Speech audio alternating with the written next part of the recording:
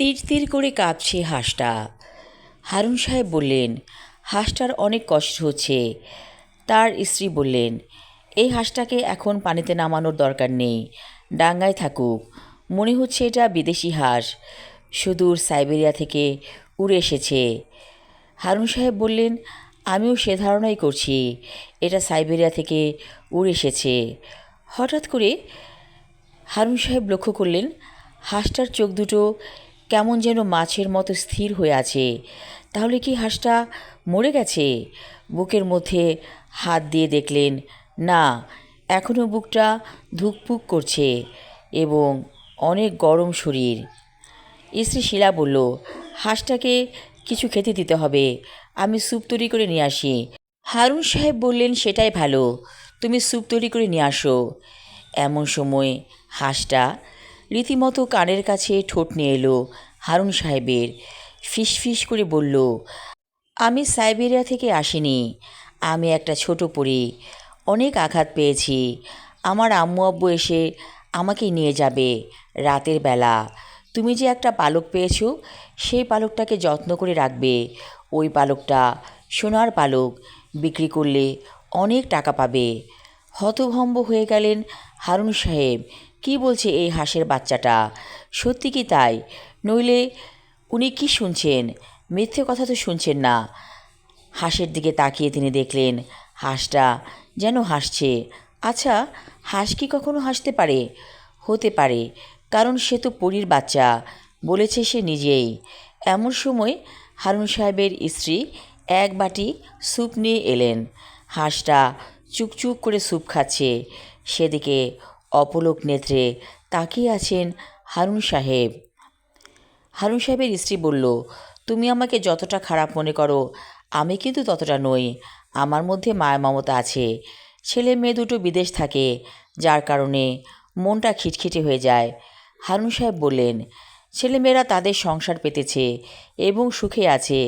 তুমি কেন তাদের নিয়ে ভাবছো? ওরা তো আর তোমাকে নিয়ে ভাবছে না, মাসে মাসে টাকা দিচ্ছে, দায়িত্ব পালন করছে।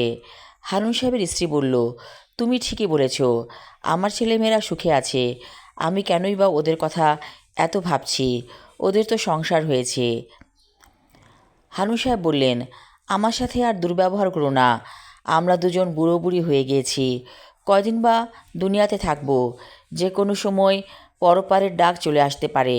হারুন সাহেবের স্ত্রী হারুন সাহেবের হাত ধরে বলল, প্লিজ অমন করে বলো না, আমি কষ্ট পাই। তুমি যদি চলে যাও বা আমি চলে যাই, তাহলে আমাদের কি হবে? আমরা তো একজন আরেকজনকে আঁকড়ে ধরেই বেঁচে আছি। হারুন সাহেব বললেন, এতদিন পরে তুমি বুঝতে পেরেছো কথাটা? হারুন সাহেবের স্ত্রী বলল, অনেক আগেই বুঝেছিলাম, প্রকাশ করিনি। এমন সময় মর্জিনার মা বলল, আমার কামকাজ শেষ, এখন আমি যাই। চলে গেল মর্জিনার মা। হারুন সাহেব বললেন, মর্জিনার মা খুব চমৎকার চা বানায়। হারুন সাহেবের স্ত্রী বলল, কেন, আমি চমৎকার চা বানাই না? হারুন সাহেব বললেন, তুমি তো 1 কাপের বেশি দাও না, 2 কাপ দিতে বললেই তুমি রেগে যাও। হারুন সাহেবের স্ত্রী বললেন, আরও 1 কাপ চা খাবে? হারুন সাহেব বললেন, হ্যাঁ খাবো। চলে গেল হারুন সাহেবের স্ত্রী কিচেনে। তখন রাতের বেলা, হারুন সাহেব ঘুমিয়ে আছে। হাঁসটাকে রেখে দেওয়া হয়েছিল জলার আশেপাশে, অর্থাৎ যেই ডোবাটা আছে তার পাশেই। রাতের বেলা হঠাৎ তিনি দেখলেন ঘরের মধ্যে একটা অদ্ভুত রকমের আলো। আজ তিনি তার স্ত্রীর সাথে ঘুমাননি, শুয়েছেন পাশের রুমে। স্ত্রী বলেছে, আমি তোমার সাথে ঘুমাবো না, আমার অনেক কাশ, কাশের চোটে দম বেরিয়ে যায়, আমার পাশে তুমি ঘুমাতে পারবে না। এই বলে স্ত্রী অন্য রুমে চলে গিয়েছিলেন। হারুন সাহেব দেখলেন আলোয় ভরে গেছে রুমটা। দুটো অবয়ব ধীরে ধীরে একটা আকার নিচ্ছে। উনি অবাক হয়ে দেখলেন দুটো কি যেন দেখা যাচ্ছে। ওরা কাছে এসে বলল, তুমি যে হাঁসটাকে যত্ন করেছো, আমরা তার মা বাবা, আমরা জিন আর পরি। আমাদের বাচ্চাটা হঠাৎ করে আঘাত পেয়েছিল, যার কারণে অসুস্থ হয়ে পড়ে গিয়েছিল তোমার ডোবায়। আমরা তাকে হাসি রূপ দিয়েছিলাম, কারণ যদি সে পরিরূপে থাকতো তাহলে তো অনেক ঝামেলা হতো।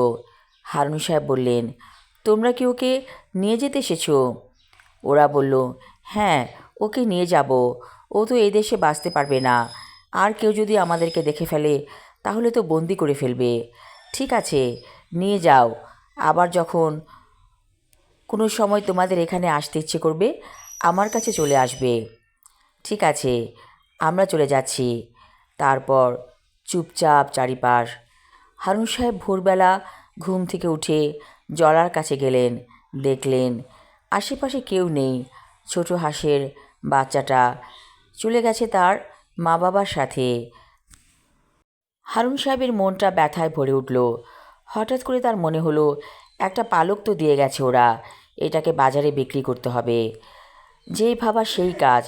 তিনি পাখির পালকটাকে নিয়ে গেলেন স্বর্ণের দোকানে। খুব চড়া দামে বিক্রি করলেন সেই পালকটা। টাকাগুলো এনে স্ত্রীকে বললেন, এদিকে শোনো, কথা আছে। স্ত্রী এসে বলল, কি হয়েছে? হারুন সাহেব সব কথা খুলে বললেন। স্ত্রীর চোখ দিয়ে পানি পড়ছে। বললেন, তুমি একটি ভালো মানুষ, যার কারণে তুমি এমনভাবে সাহায্য পেয়েছো। হারুন সাহেব বলল, আমি কোনোদিন কোনো মানুষের ক্ষতি করিনি, পারলে উপকার করেছি। হয়তো এ কারণেই একটি প্রতিদান আমি পেলাম। আমি আমার লেখা ছোট গল্প বালি হাঁসের পাখনা পর্ব 2 এবং শেষ পর্ব পড়লাম। আশা রাখছি সবার ভালো লাগবে। ধন্যবাদ।